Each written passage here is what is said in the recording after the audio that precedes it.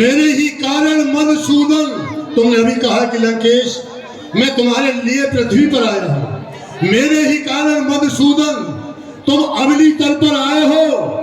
दशरथ के गृह जन्म लेकर पुनः 4 अंश प्रकट आए हो। गाधे का यज्ञ बहाना था, निश्चल समूह संगारा है। गौतम की नार अहिल्या का पद रस से शराब हो गया है।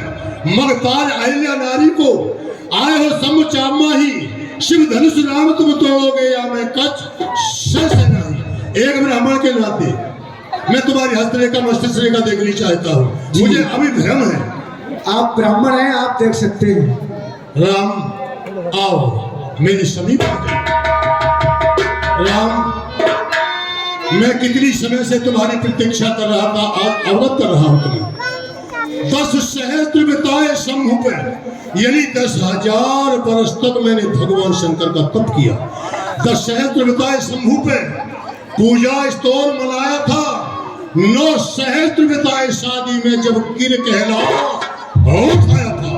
सुंदर बसंत वर्षा ऋतु जब तरुणाई ने जोड़ दिया तो शुक्ल पक्ष तिथनामी को मैंने कैलाश का माहौल मोड़ दिया।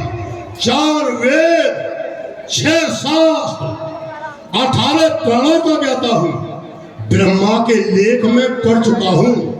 निज की किज बात हो तो आओ तुम्हारी मस्तिष्क रेखा देखता हूं कि विधि ब्रह्मा ने तुम्हारे क्या लिख दिया। क्यों कि तुम नर रूप में हो।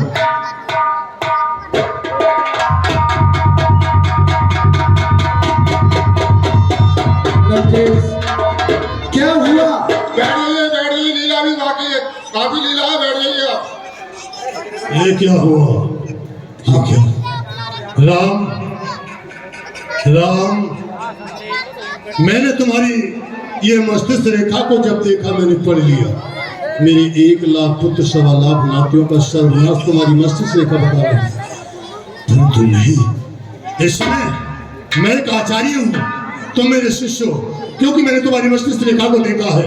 हे राम तुम्हारी वृत्ति पर पिता मरण वनवास लिखा और दाहिनी वृत्ति रेखा भी इस लंका पथ का नाश लिखा। ये मैंने तुम्हारी मस्तिष्क रेखा पर देखा है। अच्छा अब तो इससे भजन यज्ञ जब तक कुछ नहीं बनता, इसलिए हे राम मैं तुम्हें एक निमंत्रण दे रहा हूं, वो स्वीकार न तुम्हें। हे राम निमंत्रण देता हूं, सीधे कड़लक चले आना। मेरी मोक्ष पिटारी सीता को तुम साथ साथ लेते, अगर साथ में सीता लाओगे तो राम तुम खूब समझ लेना, तुम विजय न मुझ पर पाओगे। सीता को साथ में लाओगे तो विजय अवश्य पाओगे। अनगिनती बाण चढ़ा करके, उन बाणों की कोई गिनती नहीं होगी, अनगिनती बाण चढ़ा करके छेदोगे शरीर हमारे को। मैं बीसों नेत्र खोल करके निरखूंगा रूप हमारे को। ये तो मैंने तुम्हें एक निमंत्रण दिया। अब मुझे इसके साथ साथ इस मनुष्य का सबसे बड़ा शत्रु कौन होता है? कौन होता है? मनुष्य का शत्रु उसका अहंकार होता है। मनुष्य का शत्रु, सबसे बड़ा शत्रु कौन होता है? जिस मनुष्य के हृदय में अहंकार उत्पन्न होने लगे। राम कह रही है कि सबसे बड़ा शत्रु मनुष्य का अहंकार।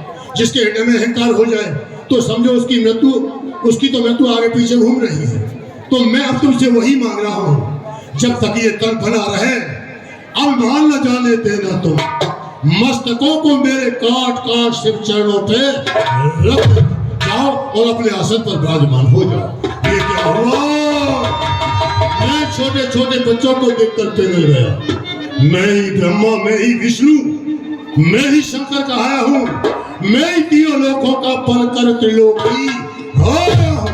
न जाने भूल से इन बच्चों से मैं क्या कह गया। अब इस धनुष के लिए 2 भागों में किए देता हूँ।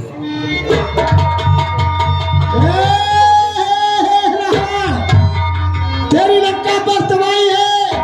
कुंभकर्ण की पुत्री कुंभ ऋषि कन्या के लिए मधु का दम फेंक लिया जा रहा है। बचाओ बचाओ। आकाशवाणी हो रही है। आकाशवाणी से पहले कुछ रह गया। देखिए भक्तों से नव निवेदन है कि रावण अपनी उंगली को दबा लेते हैं। मान लीजिए आप भी भक्त हैं, जानते हैं कि जो वस्तु हिल नहीं रही है तो उसमें उंगली कैसे आ गई? उंगली तो उसी में आएगी जो वस्तु हिल जाए। चीज तो पकड़ लो तुमने तो इसलिए वो तो एक सीन बना दिया है जो यहाँ छोड़ दिया। हाँ, ये आवाज है मधु केटव नाम का एक रथ दिया जाता है। कोई लंका में मेरा ही दामाद बनने के लिए कूद गए। और जो दिल में रही अरमान पल पाया नहीं, आया था जिस काम को वो काम कर पाया नहीं। खैर ये मौका मजबूरी है और जाना भी मुझे जरूरी है। प्रतिज्ञा होगी फिर पूरी, जो ये रह गई आज अधूरी है। शंकर से बैर नहीं अच्छा, रहने दो दिल में शंका को। मैं भी नीचा मस्तक कर जाता हूँ अपनी लंका को। हम तो सीता याद रख, यानी अब लोग मैं तेरा दर्शन करने के लिए यहाँ आया। अब तक तू यहाँ नहीं आई है। प्रतिज्ञा करता हूँ कि एक रोज तुझे लंका अवश्य दिखाऊंगा, क्योंकि श्री राम को मैंने निमंत्रण दे दिया। पकड़ो समाज।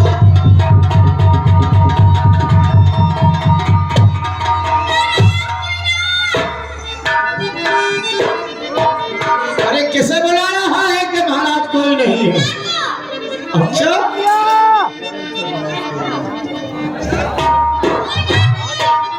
भाई